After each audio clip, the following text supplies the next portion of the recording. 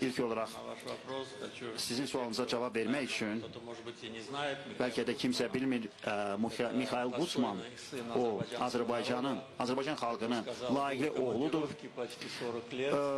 Dedi, uzun müddət Rusiyada ezamiyyətdə olubdur. Lakin heç zaman Azərbaycanla münasibətlərini pozmamışdır. Hər zaman bizimlə olmuşdur.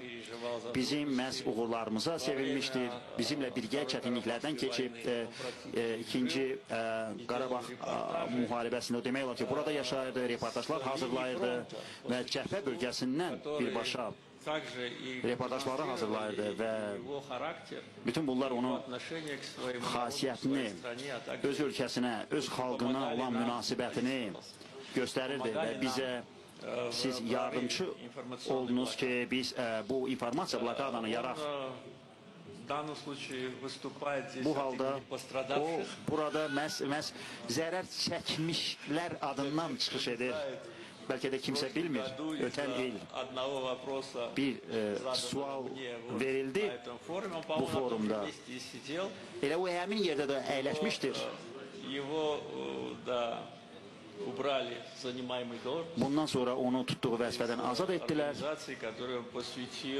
O elə bir təşkilatdan məhz azad olundu ki, məhz bir neçə 10 illiklər orada çalışmış, o təşkilata rəhbərlik etmişdir.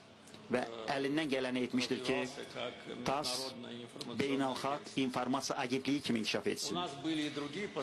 Bizim digər zərər çəkilmişlərimiz də olubdur.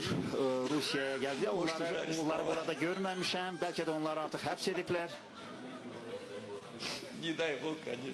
Allah eləməsin, əlbəttə ki, mən bunu elə söyləyirəm. Birini tutduğu vəzifədən azad etdilər. Sırf elə Azərbaycan prezidentinə verdiyi müsbət sualla bağlıydı ki, digər isə xarici agent kimi etiraf edildi, elan edildi ki, o Azərbaycanın ünvanına xoş sözlər söylənir ki, ona görə Aleksey, sən də çox ehtiyatlı ol.